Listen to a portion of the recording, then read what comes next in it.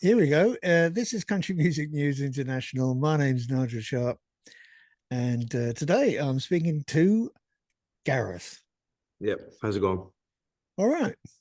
So I don't know if you actually use your second name or you're Oh just well, Gareth. my full name is Gareth Hamilton, but Yeah, under all socials and Spotify, everything we go by Gareth. yeah. Anyway, as you can probably or you probably noticed, Gareth doesn't have a sort of particularly American accent, and that's because he's from Northern Ireland. So he is for me, he's a fellow Brit. Yeah, we're still part of the UK. Yeah. So it is. People don't realize that I actually am from the UK. Whenever they hear me sing, they automatically just think I'm American. So when people come up to chat to me, they're kind of shocked that I'm from the UK.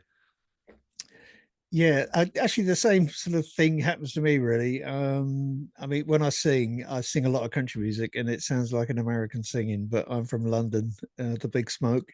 It's just one of those things where your accent just kind of fades away. Well, Yeah, most people's accent fades away when they sing. I don't know what it is, but it just happens. yeah, I don't know either. I don't. It's just the influences, but I mean, I don't know what your influences were.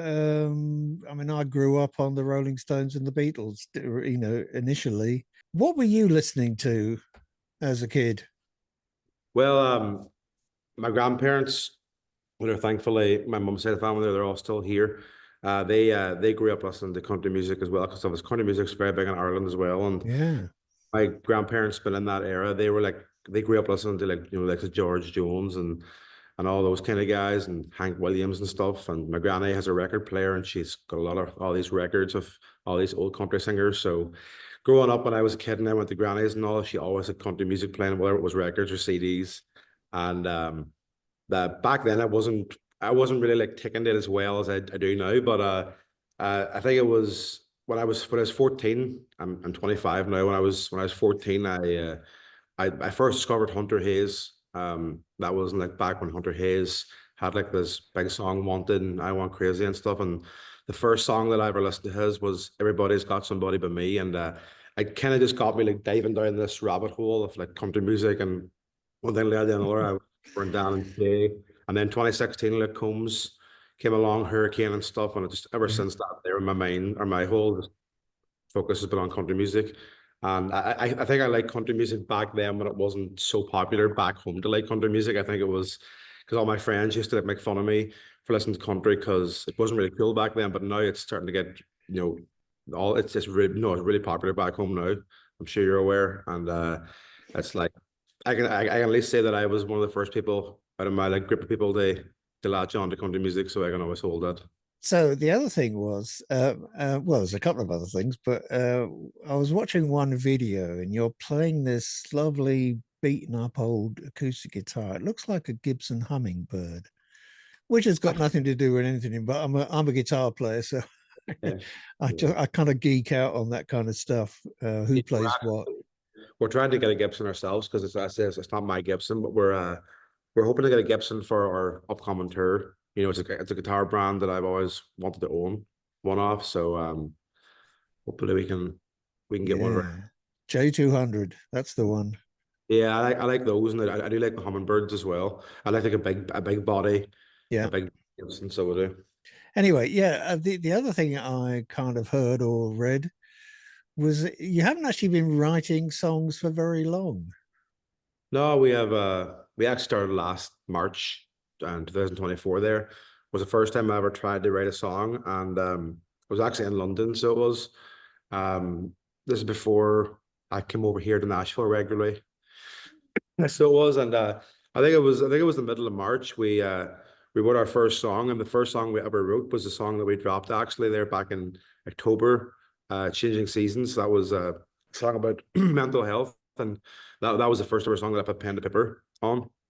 So it was funny enough, the I would say out of the first 10 songs I say we ever wrote, five of them was on the EP that I dropped Changing Right. Seasons in October. So we were pretty fast to get five songs out there from how little writing we had done. And the first EP was like an introduction to like who I am, which was obviously perfect to release as a first project. So it was, but the first session I ever had was with guys called TMS, which have done lots of Lewis Capaldi, not a lot of country songs, but they've done a lot of Lewis Capaldi, as I said, and a few are massive UK and American artists. So they have. So I was very fortunate that my the sessions that I've got in such a short space of time have been like really talented songwriters. So the same goes for this year. We're just writing a lot of songs. We're actually heading to a writing session right now in the next I, half hour. So we are, and this whole week we've been writing. So we're just planning for the future and trying to get more good songs out there. I mean, do you find it easy to write, Well, I'm write still lyrics? I'm still learning to get there. I like doing melodies. Like I feel like a melody can come to my head very quickly, or it can come very slowly. But most of the time, it's very quick. I'm not a really good lyric guy yet, but I'm working on it. But I love the process of making music, and then whenever you lay down your vocals for a demo, and then a few days later, the producer that was working on the demo sends you it over, and you listen to it, and you instantly kind of know if you like think that's a song you want to bring out. And whenever you get that feeling, it's amazing. Like, I mean, Yeah. I'm still constantly in my car blasting like demos of songs that haven't been shown to the world yet. And that's like, I mean, last thing I do was drops tonight. We we wrote that back in June with a guy called Zach Crowell, which is like 30 plus number ones. You know, he's done Sam Hunt, Dustin Lynch, all these massive country artists. So here in Nashville. And a girl called Elsie Juber. She's LA based, but came to Nashville for that day, and we wrote this song, and I came out of the studio, and instantly, whenever I had put my vocals on, I was like, that song sounds amazing. And I never really had a feeling about a song uh like that good. Well, I mean, it was only a few months into writing, it was June last year, but I get that feeling often now. But it's the first time I got that feeling was back in June, and it was amazing coming out. And then a few days later, Zach sent me over the demo of the song, and I was like, this song is insane. So we finally got it wrapped up, and now finally it's dropping tonight. So it's amazing how long it's been 7, 8 months we've had this song, and now we finally get to show it to everyone. So I'm excited for everyone to hear it. So it does seem that everything's happened really, fast for you. You've gone viral. I mean, what actually what brought you to being a country music singer in the first place? What made Well, you I get mean, into that?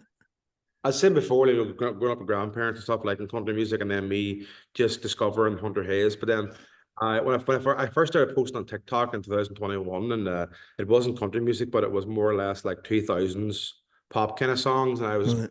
particularly playing them. And but I've always, as I said, I've always been listening to country music, but I didn't really think the world would want to hear me sing country music. But then I think I made the decision coming to the end of the first year posting on TikTok. I never really used Instagram up until the start of this year, really, or sorry, started last year, and I just started posting country covers then, like Luke Combs and stuff, and then people were hopping on board those covers as well, and they were going, Okay. so they were, and then come January of last year, I decided to do. I know Stick Season's not really a country song; it's more like a folk song. But I decided to drop a full cover of it and tease it online the first week in January, and the video got like a few million views, and it was crazy. And then everyone wanted me to drop the full version, and then a few weeks later we did, and then the streams went crazy. Then that got a lot more interest from people, outsiders who were like in the industry, and then they wanted me to get into writing. So that's when we started writing in March. Okay. So it was. So I think dropping this cover of Stick Season was the kind of the stepping stone to getting into like writing music and meeting all this industry people. And it's just been like ever since every day goes by, it's something news happening. And I mean, this year is going to be even busier than last year. I mean, we're doing a lot more touring this year and a lot more Yeah. shows and a lot more music dropping as well. So I think this year will hopefully be one of the best ones we have so far. So I'm excited for it. So are you getting much sleep with all these things going on? I am, thankfully. The good thing is over here, my sleep schedule's a lot better over here than it is back home, because usually when I'm back home, that's my time to kind of do nothing, because I live in a very rural town, place called Castlederg Yeah. in Northern Ireland, and I kind of just go there to like, just unwind and to spend time with family. And when you get into that kind of routine where you haven't got nothing to do, you kind of sleep all these weird times. But over here, I'm very busy. I'm always up doing writing sessions, taking meetings. So it's like I force myself to sleep a good 8 hours, which is good. Um, But whenever we go on the road, it's tougher to get into that schedule. But I mean, being on the road, we first done our first tour last June, and that was a small 5 show tour acoustically just, and that was around London, Belfast, Dublin, and Glasgow. And that now we're actually now going to Canada in 2 weeks to Okay. support our country artist Chase Beckham. So we are. So we're supporting them now in Canada in 2 weeks. So that's going to be a fun one. It's I think it's like 10 shows or something like that, and we're all over the eastern side of Canada. So I'll see how my sleep schedule goes on that tour, but it's usually always out of whack because you're always traveling and stuff. But it's Yeah. definitely fun. It's a fun experience to be on tour. I'll bring this to a close now because I know you've got a pretty busy schedule at the moment, all sorts of things coming up. Um, Mm. Gareth, it's been great talking to you. Keep- Thanks for taking the time. Appreciate it a lot. Um, and it is so good to hear. Well, one, we've got people from this side of the big pond, becoming successful in the country music scene. And secondly, it's also really nice that you're coming back from the USA to come here and play Yeah, because that's what we need here for sure in Germany after all the sort of business with COVID and everything. good thing is country's getting a lot more global, so Yeah, I'm it is definitely. I'm sure we'll see a lot more shows happening across the pond in the future as well. I mean, it's already happening, so Yeah, uh, that's right. And it'll, hopefully it just gets bigger and bigger. that's true. I mean, Germany's a very popular market for country music, so I'm sure you'll see a lot more concerts soon. Okay, I'm going to wish you all the best, Hey, man. and hopefully, I'm going to be able to see you over here sometime, somewhere Yep, hopefully, this hopefully. year in 2025. Yeah, of course, man. Okay, you take care. You do. Thanks Have a good again. Bye. one. Bye.